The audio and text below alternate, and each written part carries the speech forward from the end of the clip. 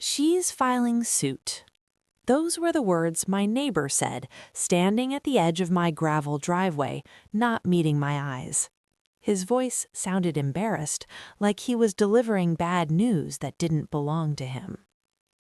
I remember the wind more than anything, a low, steady sound moving through the pine trees behind my house, the kind of sound that usually calmed me. That day, it didn't. I'd moved out here for silence, for routine, for a life where nothing unexpected knocked on my door. Every morning was the same: coffee at sunrise, boots on the porch, a slow walk around the property line I'd memorized years ago. My house sat just far enough from the road that traffic noise never reached me. No sidewalks, no community pool, no monthly meetings with fake smiles and raised voices, no HOA. I'd checked 3 times: title records, county filings, the deed itself. My land predated the subdivision by decades. I wasn't part of anything, and I liked it that way. The first time she appeared, it was almost comical. Clipboard, branded polo shirt, sunglasses too big for her face. She stood at the end of my driveway like she was allergic to gravel. "Good morning," she said, already annoyed. "I'm with the Homeowners Association." I told her, calmly, that I wasn't. She laughed, not kindly. "Oh, everyone here is," she said. "You'll get the paperwork." That was the first warning sign, not the words, but the certainty. The second came a week later, a letter in my mailbox, no stamp, no return address, just a demand for dues and a list of violations: unapproved fencing, improper lawn length, failure to display community-approved mailbox. I stood in my kitchen, letter in hand, listening to the refrigerator hum, and felt something cold settle in my chest. I called the number. I was polite, measured. "There's been a mistake," I said. "My property isn't part of your HOA." Silence. Then a sigh. "That's not what our records show. If you don't comply, we'll escalate." Escalate. Such a clean word for a threat. I emailed county records, pulled plats, printed deeds. I sent her copies, certified mail. She sent back a notice of intent to lien. That was the moment it clicked. This wasn't confusion. This wasn't bureaucracy. This was intentional. If you enjoy the video, please subscribe. After that, things moved fast. Too fast. I started getting looks when I went into town. Conversations stopped when I walked past. Someone spray-painted "Pay Your Dues" on my fence one night.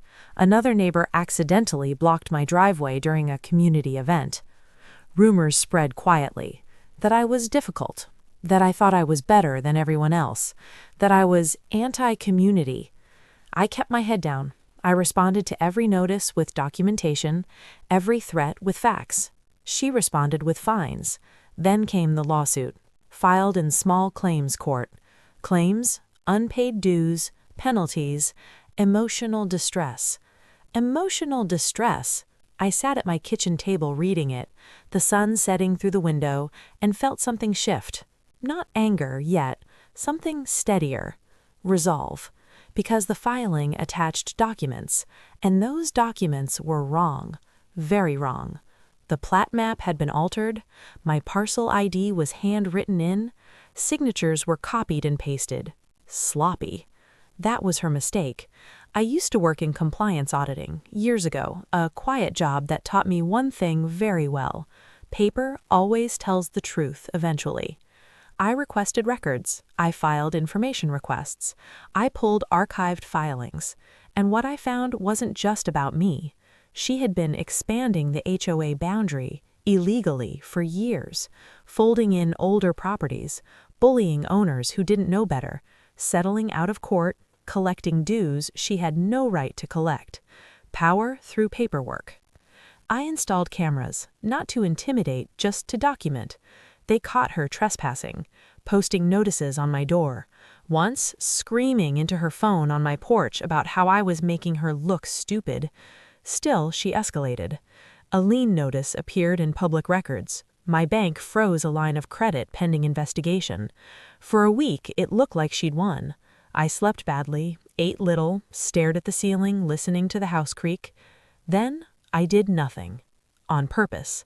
I let the court date stand. Didn't warn her, didn't threaten back. I organized. Every document, every video clip. A timeline so clean a judge could follow it half asleep. I wasn't fighting her. I was letting her hang herself.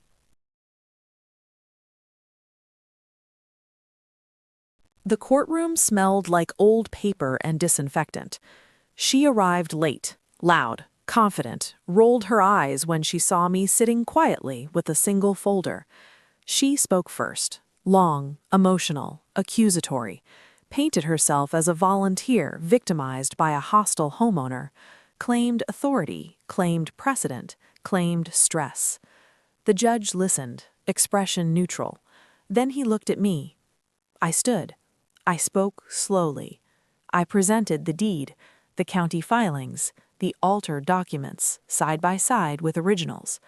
The judge leaned forward.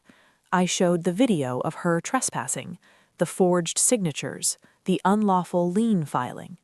3 minutes in, he raised a hand. He turned to her. "Ma'am," he said, "do you understand that you've submitted falsified documents to this court?" She laughed. Actually laughed. "Yes, Your Honor," she said, "but—" That was it. The laugh did it.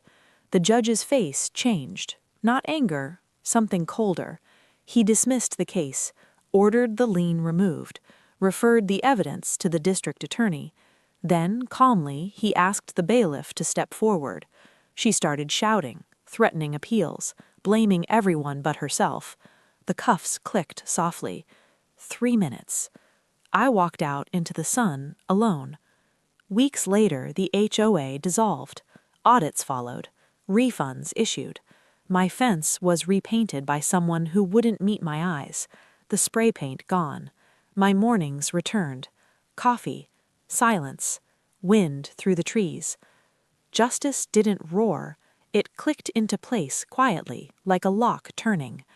I didn't win by being louder, or crueler, or faster. I won by standing still and letting the truth do its work. Because dignity doesn't need permission, and patience, when paired with facts, is powerful. If you've ever been pushed by someone who thought authority meant ownership, I'd like to hear your story. Sometimes the quiet ones have the best endings.